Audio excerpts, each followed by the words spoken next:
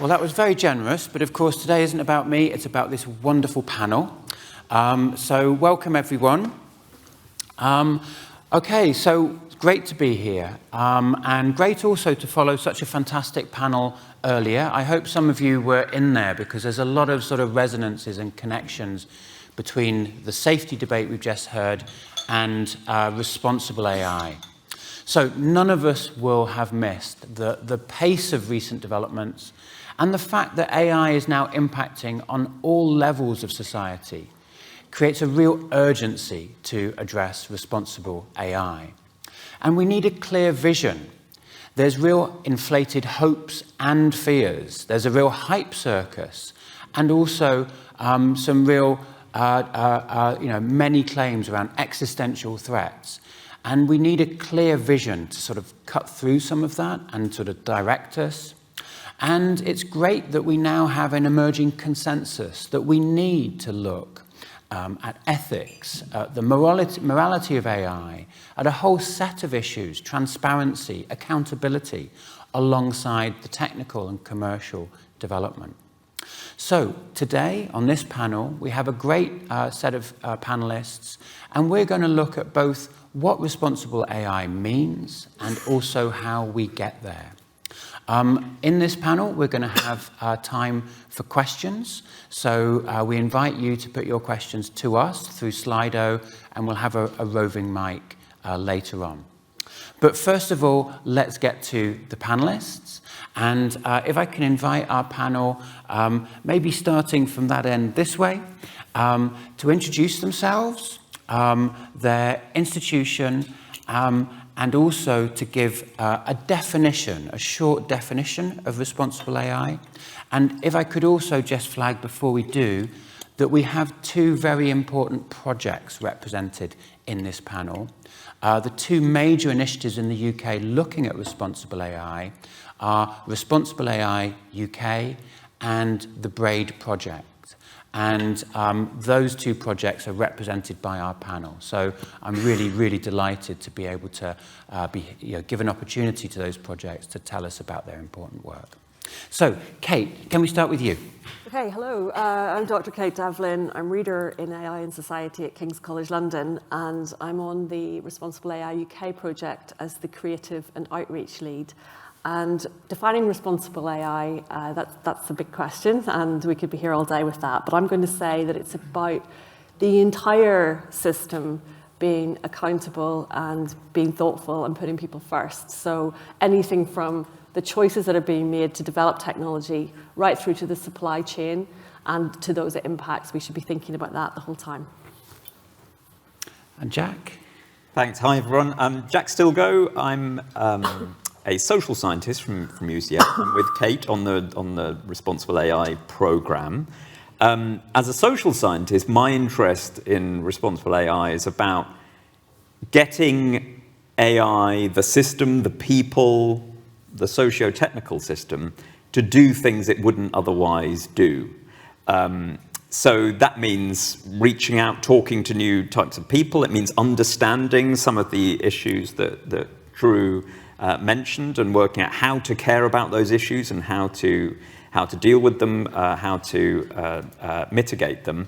But it raises a whole bunch of questions as well, which that some of those issues, as Drew implied, are much more convenient to powerful people in AI than others. And so we need to work to understand what ordinary people think as well. So on Responsible AI, I'm running the program of work on public participation and public voice. Thank you very much. Ava? Hi, I'm Eva Luga. I'm a professor at the University of Edinburgh, and I'm one of the two directors of BRAID. BRAID stands for Bridging Responsible AI Divides, and it's an arts and humanities funded programme that is intended to just take a slightly different cut through responsible AI. Sorry, if I were to define responsibility, to my mind, it's the least we could do. So when we think about being responsible, we ask young people to be responsible. We mean it's like act like a normal human being. Don't do anything, that's ridiculous. We're going to shame your family. And in many respects, I think that's what we should be doing now, but we're really not. So responsibility, as I say, is the least we could do, and it also should be future-looking. So not just about protecting ourselves now, but thinking about future generations. You know, it's like things might look great, but in sort of 20, 30, 100 years, are the choices we're making today going to put other people at harm? And we need this longer-term view, to my mind. And so we need to create the sort of the will, the conditions, and the infrastructure, I think, to make that happen. Amazing. Thank you, Ava. And Jennifer. Hi, everyone. I'm Jennifer Williams. I'm an assistant professor in electronics and computer science at the University of Southampton. I'm also on the new National Edge AI Hub as a COI, and I'm the South England Engagement Director for that hub. I also recently joined the NIST OSAC Speaker Recognition Subcommittee, developing new ISO standards for synthetic speech and voice technology. So for me, I think responsible AI is part of an ecosystem of how we develop the technology. So looking at it from a principled framework and trying to integrate responsibility into every different step of the AI development cycle beyond just algorithms. So I'm a computer scientist, and I'm of course interested in how to make the algorithm work. But when we look at doing that responsibly, we have to think about the users and all the different kinds of repercussions about how that technology might echo here in the UK, but also globally. Amazing, wonderful. So I now have some questions for each of the panelists, and I'm going to encourage the panelists to make this conversational. So if anyone wants to jump in, if anyone has a comment, feel free to do so. You can assume you're welcome. And as I say to everyone in the room, we're going to have a discussion at the end, and we do invite you to send us your questions too. So I'm going to start with Jack. Jack, why is responsible AI so important now? Thanks, Drew. So I think from all of our introductions, I think everybody would say, yeah, responsibility, a good thing, right? Who's against that? We're all pro-responsible. I think why is it so important that we carry on asking the question, though, is precisely because that the term is so convenient and it's so easy. I mean, as somebody that's been working on questions of responsible innovation for at least a decade, you know, I'm delighted that it's entered the mainstream of debate, and that at conferences like this we have panels talking about responsibility.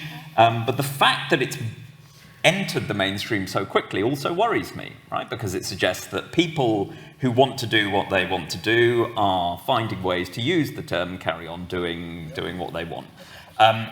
I therefore think we need to think very hard about what would count as irresponsible innovation, irresponsible AI, to look at what's going on and to identify problems with that, to look at the way that the term is being used and to be critical about it. So I really worry, for example, about two things. One is that the word responsible AI the phrase responsible AI is often taken to mean something that you can program into a technology itself. So, you know, how do you program a self-driving car to, you know, maximize human welfare in the event of a crash and that sort of stuff. Don't get me started on that. The other side of the responsible AI conversation is often sort of how do we make individuals nicer people, right? Wouldn't it be better if Elon Musk was a nicer person? That sort of mode of responsibility. I think we need to look at all of the incentives towards irresponsibility currently baked into the system. The fact that at the moment we ask, you know, convenient questions about, you know, is AI going to be super intelligent? Is it going to pose an existential risk? Rather than asking the actual questions that we need to ask, like how are AI companies planning to make money? Who's going to benefit from them? Who do those business models, who wins and who loses from those business models, right? All of that sort of stuff. Those are the key responsible AI questions for me now. And why now? Well, just look at the speed through which momentum around AI has built up, right? Counteracting, critiquing, counterbalancing some of that momentum is going to be a really, really hard challenge. Unless we raise the volume of some of these debates, the people who want to do what they want to do will carry on doing it. Great. And I mentioned that we're following on from a really great discussion around AI safety, We had a nice definition from Ibrahim Habli around AI safety as freedom from an acceptable risk of harms caused by AI. Jennifer, maybe I can turn to you. How does responsible AI connect to AI safety? Well, that's a really good question. These are big terms. So responsible AI really connects to safety because it is one of the first steps. So if safety is the goal, then responsible AI is how we get there. It's one of the ways of how we get there. And one of the things we have to do really is consider at every single stage of development, what are the issues? So if we look at, for example, safety or safety critical systems, that's one of the projects that I lead for RAI UK as an international partnership with Australia, the US, and the UK. And what we're doing there is we're developing a toolkit that we can use to assess safety in different systems across sectors, communications, aerospace, and maritime. And with this toolkit, this responsible research innovation toolkit, we can then apply it and expand it to different kinds of emerging technologies. So really we're putting down the foundation and bedrock to be able to adapt to different kinds of emerging technologies and achieve that goal of safety. Okay, thank you. Ava, to turn to you. You introduced BRAID, and BRAID brings an arts and humanities dimension to this important topic. Can you tell us about what are the main challenges you're seeking to address in BRAID, and what can the arts and humanities bring to responsible AI? Yeah, thanks, Drew. So BRAID is, I should say, a sort of a program that's run by AHRC, which we're the directors of, and we have a project within that. And we're working alongside the Ada Lovelace Institute and the BBC as core delivery partners. And so BRAID really picks up on the thing that you were saying, Drew, and aims to leverage the arts and humanities to inform a more responsible AI ecosystem. So the idea of that really is to sort of embed more depth and breadth and more humane visions of the future into the way we think about these things. So it's also picking up on the things that you were talking about, Jack, where we're not just thinking about, how do we sort of operationally make something safe? We're thinking about this kind of more holistic view of how these technologies can help us live better futures rather than, selling us rubbish and getting us addicted to various different types of things. On our phone, she says, scrolling on her phone. My notes for speaking, they really are. So we're wanting to build, one of the aims is to build on lessons from what happened in the first wave of responsible AI. So from 2016 onwards, lots of people started thinking about this. And we kind of stopped at the point that we delivered frameworks, ethical frameworks. And it was like, there's an ethical framework, off you go, develop your AI systems. And obviously, that's not where we want to stop. So now we're having all these voices popping up saying, well, what about this marginalized group? What about this context? What about people who perhaps can't insulate themselves from observability of all these data-rich systems? How do we create systems that are responsible for everybody in society? And so we really want to try and bring the humanities specifically more closely into these kind of debates to help understand and unpick some of those ideas and make sure we design for them. We also want to sort of foster more honest and equitable public conversations broadly by having these discussions and creating the conditions within which people can and kind of widen access to all this knowledge that's being developed beyond academia, because quite often we talk to ourselves very nicely, but we don't go out very well out into the widest sort of ecosystem and speak to people who really make the decisions. We just sort of critique from a distance. We want to really just get past that point. Why the arts and humanities? Because they're just core to existence, right? People talk about them as they're this sort of secondary set of subjects, but in reality, what do we do when we go home? We watch television, we read books, we're engaged in narratives and stories. Arts and humanities are core to being human. If we completely exclude them from the way that we design future systems, what will those systems look like? It's certainly not a future that I want to be involved in. It's probably more sci-fi and dystopic, isn't it? And in fact, actually, from years working in industry, I know that that's exactly the kind of narrative that pushes forward the way that people think about AI systems and the things they choose to develop. So, yeah, we want to take a step beyond that, I think, Drew, with arts and humanities. Yeah, that's brilliant. And it's great to see that push coming from the arts and humanities. At the Turing, that's something that we're really looking very seriously at, how we can really convene all of the disciplines around these problems, and really seeing the arts and humanities and social sciences having a really vital role here, and looking at the ways that different disciplines learn from each other. So how can the arts and humanities enrich the engineering space? How can the arts and humanities and social sciences enable engineers to design with and for society? Really important. But Jack, going back to a point you made earlier, just the sheer scale and speed of developments makes it very, very hard, right? You know, we're convening different disciplines, we're trying to take on this broad swathe of concerns. So how can our activities match and respond that scale and speed? So I think two things. The first thing I would say is that we really need to, when momentum is building up so quickly, when investment is moving into new areas so quickly, we need to be really explicit about power. So we need, there's all sorts of incentives for the people currently developing AI to claim that it's just a technology and that their technology that they're developing is just the next wave of the future or whatever, and that the technology is in some way neutral. If we're going to be serious about responsible approaches here, we need to understand how power is accruing to these people. So we need to know more about where the money is, who's actually going to benefit, and how, so that we can hold that power to account in ways that benefit society.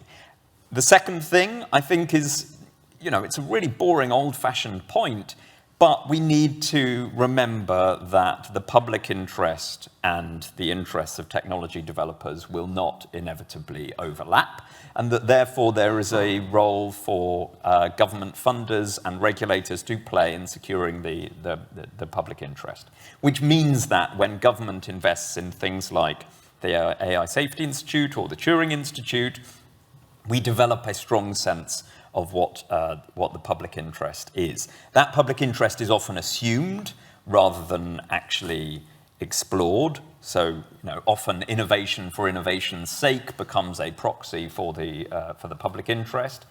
I mean, my own personal hobby horse is about going out and directly engaging with members of the public to ask them, what do you think about this?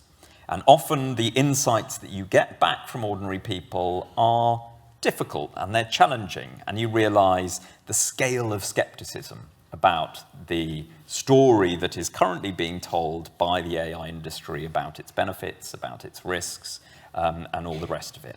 Now, the easy thing for the AI industry to do in response to that is to say, those people don't understand. And that's totally the wrong thing to do, right? The AI industry needs to reflect on the stories that it is telling, the technologies that it is developing, and how it can make those technologies, those services, more trustworthy, more publicly beneficial. It's not going to win by trying to persuade a skeptical public that the skeptical public is wrong. Yeah. And I think there's a really important issue around agency that you're highlighting there. So, quite clearly the AI sector is dominated by some very large, commercial interests. We need government involved. We need to give a voice to the people impacted by AI, as well as direct users and expert users of AI. There's the science community, how the science community can't see itself as in the lab separate from the impacts of AI. We need to bridge from the lab to real-world impacts. So this question of agency, I think, is really important. And as I mentioned, it's great that we've got, the UK's two major projects on this space here. And I wonder, maybe Kate, given there's a lot of work in this space, how can we convene rather than compete?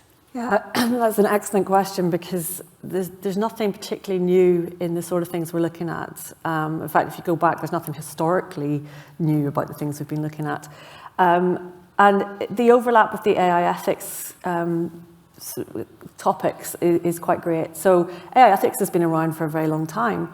And it's only the past, I think there's been a big kind of jump in the number of papers at conferences, the number of explorations of this, as things like the consequences of deep learning have really manifested.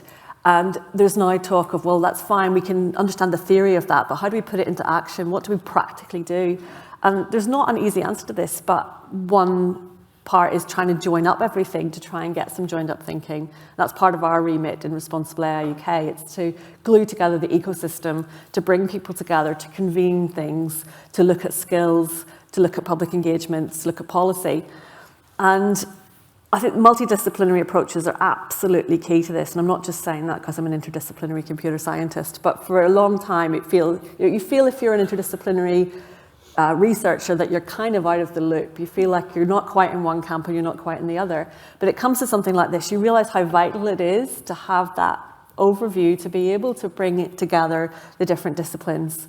And I think the thing about industry being involved is really important too, because the government want to hear from industry. The approach in this country is pro-innovation. They want to know how they can make a difference economically as well. So that we have to engage there as well. It's not enough to just sit and say, oh, we think the things you're doing are quite bad. We have to say, okay, but this is what we could look at as an alternative, or this is how you get on board to change things. So it really does need to be the policymakers, industry, academia, the public. It's a proper joined up thing. And if anyone's got an answer to how you bring all those things together, great, let me know. But in the meantime, talking seems to be the way forward and trying to understand where different people are coming from. Yeah, really important again. And so picking up on those themes of the public views on this, linking to government, linking to regulation. Jennifer, you made a really interesting point to me earlier, and I wondered if you could speak to that. So how can we balance regulation with the level of risk the public is willing to accept? Oh, that's a really good question.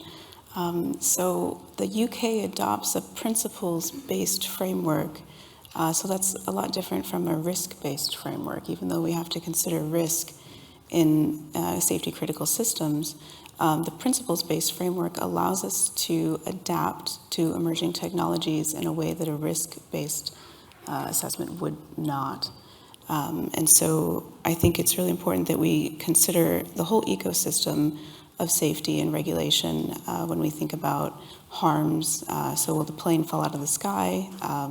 Will some bad information be spread online? And different regulators have to look at safety and harm and risk differently.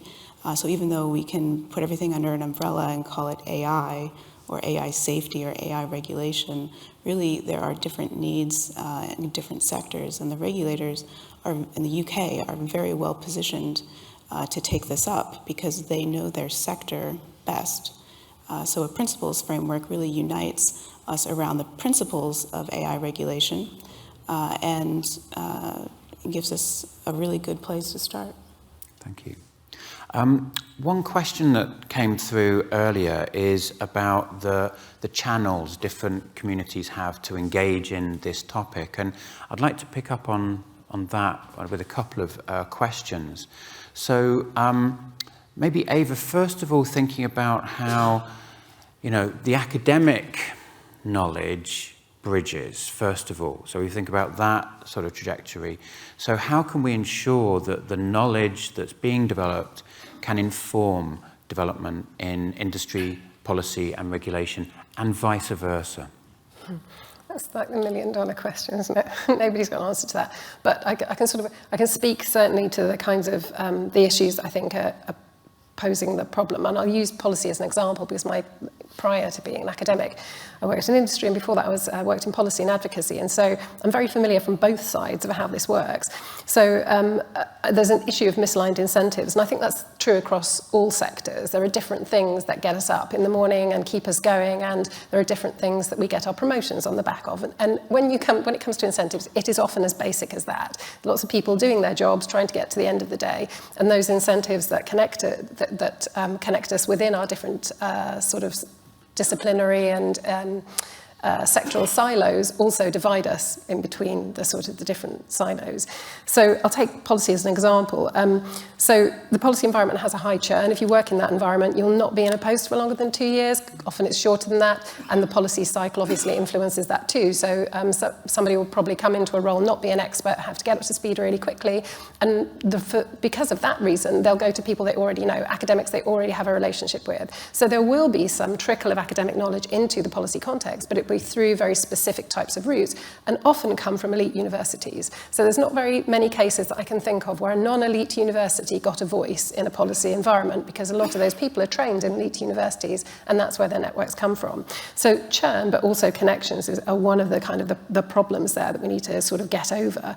The AI landscape is fast-paced, so it's even worse, because even if you're in post for a reasonable period of time, the environment's changing so quickly, and you've got to stay up to speed as a policymaker.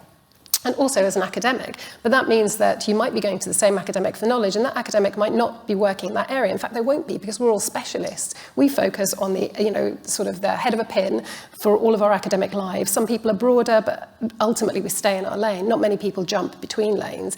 And as Kate mentioned, it's the lane jumpers that are important, the multidisciplinary academics, because they can often speak to more things. So one way of creating bridges is to create more opportunities for people to be multidisciplinary academics, and also to create more opportunities for people from non-elite universities to be able to make those kinds of connections with their knowledge. They also, policymakers require short-form input. It has to be rigorous, but it has to be short. It has to be to the point. And think about academic outputs here as I'm saying this. Like, there's clearly a misalignment there. We write long-form things. It has to be detailed. We're constantly proving that what we're saying isn't just us guessing. So there's a misalignment there as well. And also, both industry and policy and most environments will require a lack of ambiguity. They don't want us to say, well, it could be this or it could be that, but I'm not 100% certain. They want us to say, this is what you should do. Again, picking up on your point, this is what we should do now in this way. And we as academics don't often do that, because we're anxious about it, and also because we're not 100% certain, but also because, I think that we know that knowledge is constantly developing. So if you might be certain of something today, and then 3 days or 4 days into the future, something else comes to light and you're wrong overnight.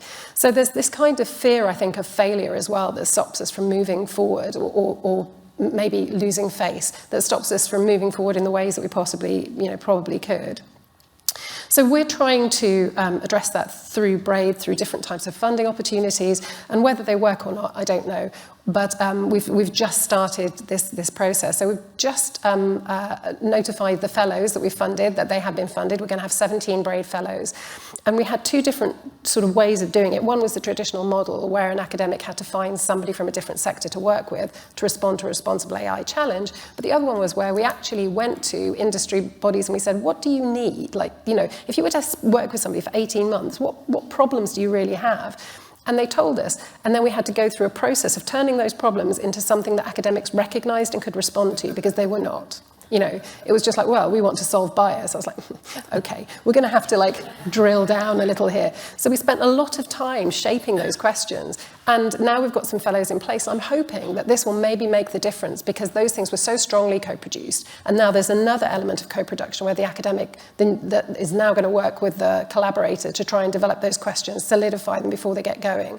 And that doesn't always happen with funding, because you get the money, you need to go right from the start, you need to get things in place. Your project probably doesn't really get going for 6 months, though you pretend it has been going for 6 months. So there's all of these things that stop proper collaborations. And so we really need to be able to address them. But I don't know if that's answered your question, Drew, but I think I've spoken around it in a sort of a circular way, as academics do. So hopefully that's enough. It's a good illustration, I think. Kate, could I go to you? Is there a role for creativity and the arts here? How can we use creativity to communicate, to create provocations, and also to carry out research? So creativity comes up a lot at the moment in discussions around AI, and especially the impacts that large language models are having on the creative sector. But also creativity has a lot to offer, I think, as well. And Ava's mentioned some of those things as well. We wouldn't have got through a pandemic without things to watch on TV or books to read. And it's something so fundamentally human. And I think creativity comes up in a number of ways that we can use it. So we have things like creativity as provocation. Can we create art, writing, music, things that we can say, hey, what about the role of AI here? What can we do? So we did one with the Trustworthy Autonomous Systems Hub, where we got some cats and put them in a cat utopia where a robot arm looked after them, and machine learning tracked how happy they were. This was intentionally nebulous about what happiness means, but it was a kind of a provocation to explore what it means to be happy, what it means to have care from an automated source. And then it went into the Science Gallery London. And then we used creativity for data gathering, because we asked people to tell us what they thought about this whole exhibition, but also what they thought about automated care more broadly. And it's amazing when you find out that people say, I'd love it if a robot could look after my grandmother, and then you say, what about your cat? And they go, not my cat. There's like, it's really interesting just how closer it comes personally, how less people want it in their lives. So I think creativity has a role to really dig into what the kind of fundamental human things are that we're interested in and the values that we have. But the impact that right now that's having there, we've seen it, who knew it was such a good time to be a copyright lawyer, right? If you're into IP and copyright, this is it, it's your time to shine. Because it's all about that. The creative sector in the UK was worth 126 billion, it added 126 billion to the UK economy in 2022. AI companies added 9 billion. And yet this approach just kind of feels a bit like the creative sector is getting sacrificed for the AI sector. So how do we get the two to meet? Is it possible to do that? And we know that the amount of content that is being taken without permission to train large language models is appalling. There's not any remuneration for the people who've created that work in the first place. We've been here before. We were here before in the Industrial Revolution, when there was a worry about de-skilling, when there was a worry about loss of craft, and there was a worry about loss of earnings, and the Luddites fought back. What's happening now? We're seeing bits of that happen around the world. We're seeing self-driving cars get set on fire in San Francisco. We're seeing activism, social media activism, employees in companies standing up to their employers and saying, don't renew your contract with a defense company, for example. This is a very long-winded way of saying I think creativity has a huge role to play. And it's the way that we explore the things that are important to us, and it's the way that we explore what it means to be responsible and accountable and all of those things. So yeah, it's incredibly valuable, is what I think. Okay, thank you. Could we have some lights in the room? And we'll now take some questions. I can see a couple of hands, and we've got some great ones here. So I've got 1, 2, 3, and there's a couple here getting heavily upvoted, here being Slido. The first one is more of a comment, but I'm going to throw it out to our panel or the room. So someone has asked for a devil's advocate view. Is there anyone willing to make the case against government involvement in regulating AI? Okay, so someone's called for that from the audience, so I'm going to bounce that back to the audience. Would anyone like to volunteer? Would anyone like to stand up and make the case, just as a devil's advocate, against government regulation in AI? Go on then. Come on, someone at the back. Thank you. We have a microphone. We'll make sure you get a nice biscuit outside afterwards.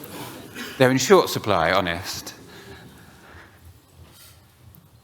Thank you very much. Okay, hi. I didn't expect that I would be answering my own question. But since nobody raised their hand. Be careful what you wish for. I think my only point was that it would be interesting to hear some of the other perspectives. It might not overpower the overall message that it's, we need more regulation right now, but there are cases, like I would be interested in hearing from people as experienced as you are, of cases where it went maybe too far, it slowed down things too much, regulators weren't able to keep up with it, so they were regulating in wrong ways, totally messed the market, et cetera, and what is the shortcomings of that approach? Like slowing things down has consequences, right? We get the next product later, that literally has consequences for businesses and therefore people and for their wealth and their well-being, right? So this is just a side to consider because from my perspective, it has been missing from this stage as well as the previous one. Okay. Thank you.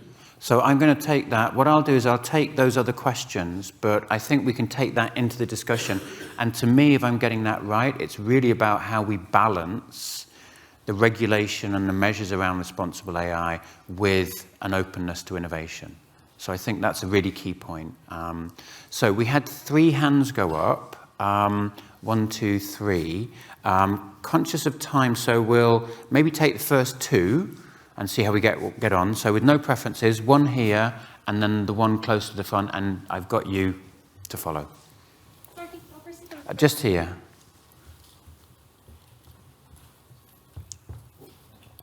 Hi there. AI doesn't necessarily respect borders, and responsibility is defined differently, maybe in different parts of the world. How are you finding cross-border collaboration in your respective projects? Maybe we can, well, we're going to take 2 questions together, and then we'll maybe have a couple of people answer that. So this one. Thank you very much for a thought-provoking panel. How can we make multidisciplinary research on responsible AI more mainstream? And by that I mean, I have some experience working in the multidisciplinary responsible AI projects, mostly Horizon projects, and coming myself from a legal background, I have noticed that technology developers often see people from SSH, ethics, legal, as a bit more of a side part of the project, rather than really taking ownership of those issues. What do you think are the key things? Is it a matter of cultural upbringing? Is it a matter of incentive structure? Do you have any thoughts on how we can make this more of a reality rather than a nice thing to have in those projects? Thank you. Thank you both. So we have 2 questions, and I'm going to invite 1 response to each so we can get to other questions. So one is, how do we work across borders? How do we convene and collaborate across borders? And the other one is, how can we broaden multi, inter, or transdisciplinary work? So who'd like to take the international one? Oh, no, Kate? not the international one. I was going to say I don't want to do the international one because we're currently UK focused. So that's my get-out clause. Okay, Right, I'll speak to international. Yep. Just to say that so the Turing, it's not announced yet, so I won't say where, but we've got an international initiative looking at precisely this issue, and it partly answers that last question as well, because we're finding that there's a real openness to multidisciplinarity now that there wasn't a few years ago, and there's an acceptance that other disciplines need to be leading, need to be central in a way that wasn't the case. But yeah, we have to work internationally, and we're seeing that happen now. So multidisciplinarity, I think, Kate, you wanted to come in on that one. Yeah, so multidisciplinarity, meaning bringing people together from different disciplines, and then just as opposed to the interdisciplinarity when you are merging, a researcher works in both disciplines, and then, did you say transdisciplinary? Which There was a comment asking us to be a bit more precise. Okay, yeah. So I'm deliberately talking about multidisciplinary in terms of bringing together people with separate disciplines, bringing them together to work, and then transdisciplinary producing something from that. But yeah, this is problematic. One of the ways we are addressing it is via the things that we hand out funding. And we did so for a previous project as well, Trustworthy Autonomous Systems Hub. And one of the things we do is put as a requirement that projects must be multidisciplinary. And projects have failed to get funding because they've done it very tokenistically. They've said, oh, you know, we have 5 computer scientists and 3 engineers. You're like, no, that's not going to cut it. So, you know, to explicitly put that into funding calls, to say that you have to show that you're going right across disciplines to bring together a lot of voices, I think that's one way of doing it. The other is to find new avenues for dissemination, because as someone who works interdisciplinary, trying to find where you publish is really difficult. So, you know, I've been in computing departments, I've been in arts and humanities departments, and each of them have different requirements for how you progress in your career. So, you know, in a computing department, my book counts for nothing. In an arts and humanities department, it doesn't matter that I've published at leading conferences, because that's not how you do things. So we need to find spaces where we can disseminate that is kind of acceptable to all disciplines, or to educate that it's actually okay to do this very diverse range of outputs. Thank you. I'm going to go to the other question, and then we've got one that's being heavily upvoted on Slido. So we'll take those 2. So, yep, question from you over there. Thank you, mic person.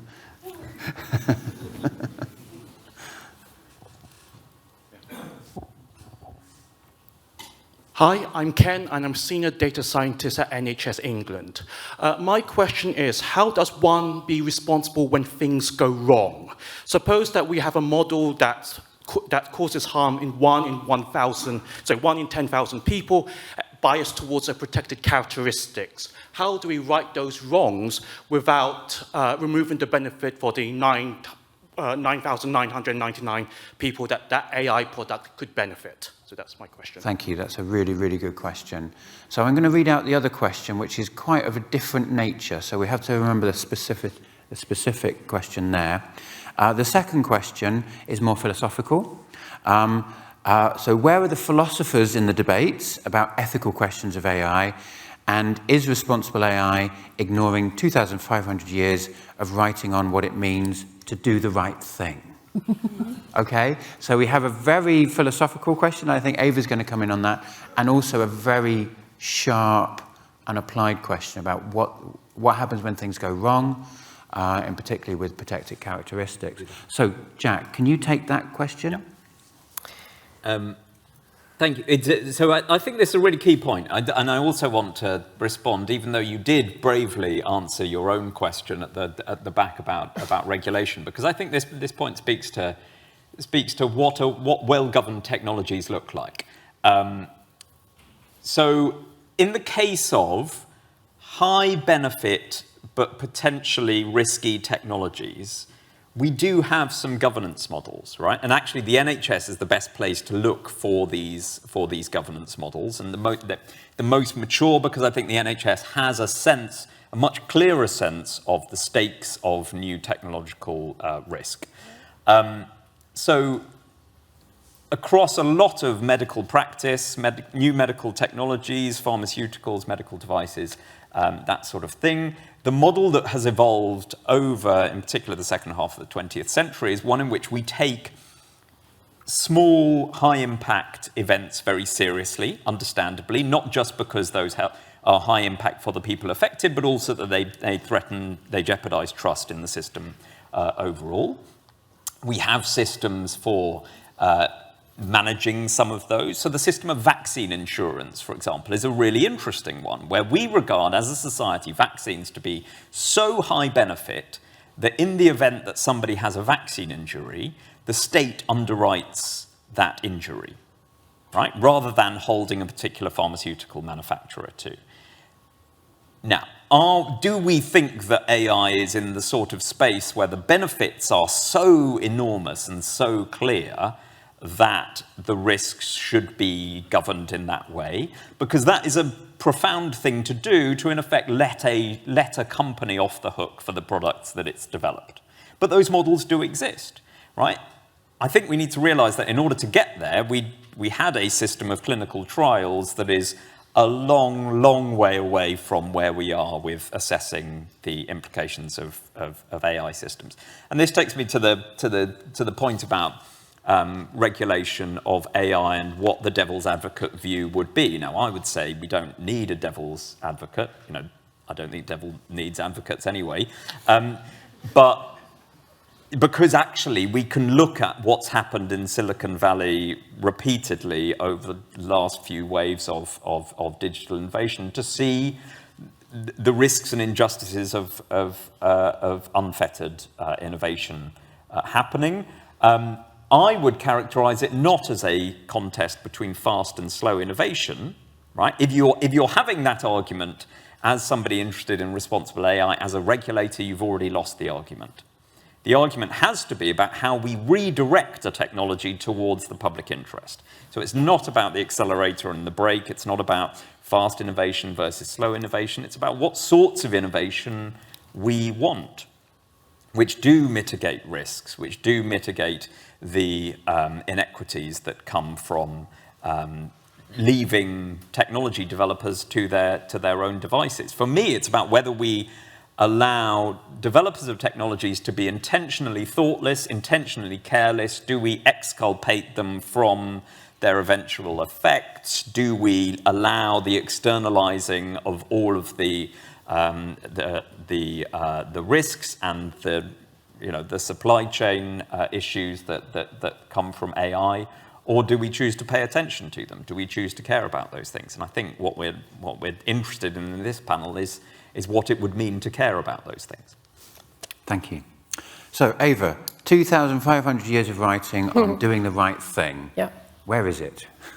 Who knows? No. I should start by saying that I job share the directorship of BRAID with Shannon Valler, who's a philosopher.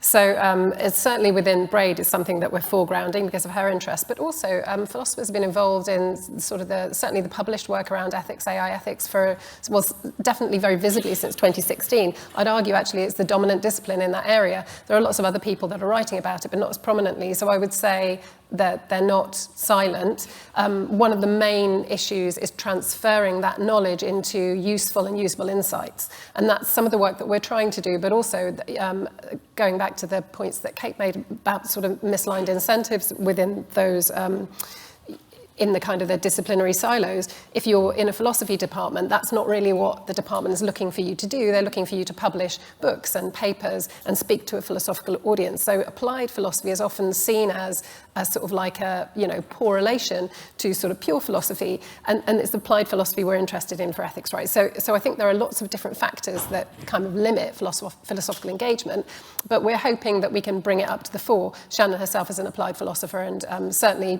at least a couple of the fellowships that we're funding come from that domain. So I hope that kind of answers the question. I mean, we're not ignoring that thinking, we're trying to build on it actively. I just wanted to sort of pick up one other point about the sort of the devil's advocate question, just because at the time I was thinking, it's like, what happens if we don't hamper innovation? I just want to remind, I suppose, all of us that, that downstream harms happen to those people who don't make the news. So even though we're not hearing about some of the effects, perhaps, of what these systems are doing, that's because there hasn't been a big enough critical mass and nobody's died yet. That doesn't mean that people are not disadvantaged through these processes. And, we're sort of very particular class of people sitting in this room, and it's good to remind ourselves that, we're not the people that are going to feel the brunt of it first or for longest when things go wrong. Okay, thank you. Well, can I just say that we are closing at 12. We started a little bit late, but people have lunch and things to go on to. So if I may, I'm going to ask for closing comments. I don't see any more hands. So maybe I'll go in the reverse direction. So just to close us out, any closing recommendations for us on responsible AI? Yeah, I think computer scientists get a little nervous when we talk about responsible AI as an interdisciplinary endeavor, and there needs to be more support for AI developers to have an interdisciplinary career, which, as multiple people on this panel have said, doesn't always align well with universities and publishing and things like that. I also think it's really important that the onus is not 100% on AI developers who signed up to write cool algorithms and do computer programming without necessarily thinking that they are doing so with the purpose of saving the world. Thank you. Ava? I think that the thing that I would sort of suggest would be the best thing from my perspective would be the funding for longitudinal studies. Quite often in the kind of the funding climate, we will have, like 6 years is a long program, everybody gets very excited, but 6 years is nothing really when we're talking about technologies and looking at impacts of harm. Longitudinal studies we see in the kind of the medical domain, and they are the most valuable studies and the ones we're leaning into now when we want to understand the effects of different types of diseases. Why wouldn't we start thinking about that in terms of the effects of technology? So that's the thing I would advocate for. Thank you. Jack? I would say so people currently in powerful positions, which includes quite a lot of the people at this conference, rather than presuming that you know what the responsible thing to do is and you know what the relevant issues are, go out and ask people, and if those people disagree with you, don't try and change their minds, try and understand why they disagree with you, and then try and address those things instead. And Kate? I would say that, in those 2,500 years of ethical discussions, we can't reach a consensus. There are many different social, cultural, ethical standpoints, but what it does come down to is centering humans in this, and I think we can all agree on things like the Declaration of Human Rights. There's a consensus there about what we'd like to achieve. I don't think you can talk about responsibility without factoring in human rights, and there's already human right abuses going on in the entire AI supply chain, so we should be really considering that when we think about responsibility. Okay. Thank you, everyone. Quite clearly, this is an urgent issue. It's one that we as a community need to address urgently. And it's fantastic that there is this real clear consensus that we need to take this and address this as a foremost concern. It's been wonderful to hear from both BRAID and RAI UK. I think that gives us confidence that some really important work is happening in this space. Clearly, there's a lot more to do. So I think we might end with a call to action for us all as a community to really continue to put this at the forefront of our work moving forwards. If I could now invite you to thank the panel for a fantastic discussion.